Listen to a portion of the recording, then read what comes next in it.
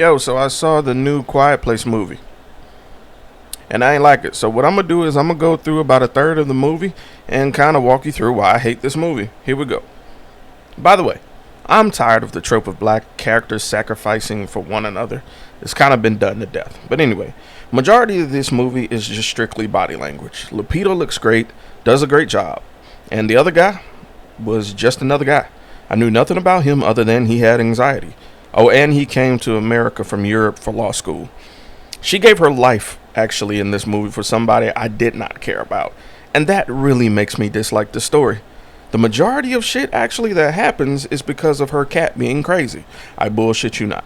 He runs off and creates issue after issue that almost gets them killed several times.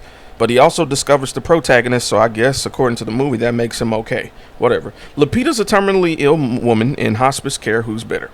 She spits a poem about being bitter and hating stuff. She clearly is a shut-in and doesn't get to go out much. So her nurse invited her to a show, which we think is a band, but nope, it's a marionette show. Yep, a marionette show. Okay, so we get to see the black guy from the first movie, and fuck you, movie. You threatened me with an interesting story, and you ain't even follow through on it. I'll come back to that later on, though. Anyway, there was a kid. He has a kid, the black guy I'm talking about, who was in this movie for all of about 5 minutes. The kid asked to pet her evil cat with the please eyes, and she consents.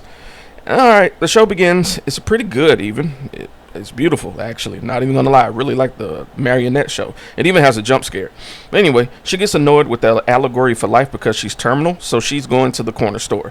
She goes there, she buys something, she come back, and there's a huge ruckus. She doesn't notice it, though. The nurse is outside, and although he promised her earlier that they'd get pizza, they can't, because he got to get them back to the home. In fact, he got to get all of the patients back home, because it looks like the world is coming to an end, but she doesn't notice this.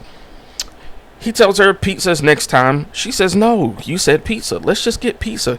He's like, nah, next time. Lupita pouts and gets on the bus with her iPod. Now, the thing about her having an iPod, she doesn't notice that everybody is moving to the back of the bus and looking at the sky. Until it's too late. Boom, the bus explodes. The monsters have arrived. Now we start the movie. Niggas are screaming and getting murdered in the fog. You can hear them dying, but you can't really get a good look. She runs and runs and runs and people die, and then boom, there's an explosion. She hits a wall. KO. Cue the title. Alright, so she wakes up by the original black man from the first movie, who we only have 5 minutes of, and he's holding her mouth and tells her to hush. We're back in that theater with the marionettes, and she gets to meet her nurse, and they hug. He gives her back her cat. Yay. Later, you hear a PSA via helicopter, and you hear a fucking stampede of monsters, which is really scary. The cat decides to explore with this noise. The cat decides to run to the door, meowing and pushing the door, and by God, he even pushes a bell, alerting one of the monsters. Swear to God, the cat snitches. So the monster blows down the door. The cat is fine, though. Everybody freezes. An intense stare down with the monster happens with the nurse. It leaves after hearing something else. We move on to the roof. Now, while we're on the roof, the bridges are being shot the fuck down, and some random starts freaking the fuck out. He's ignoring the rules of shut up and die.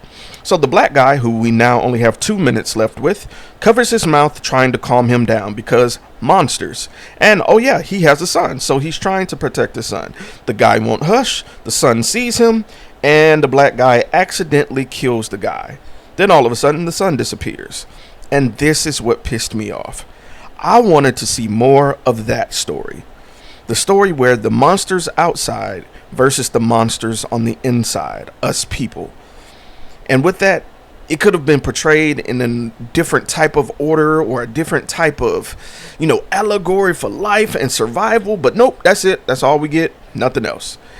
Oh yeah, the rest of the movie is about a quest to get pizza. Swear to motherfucking God. Save your money. Save your fucking money.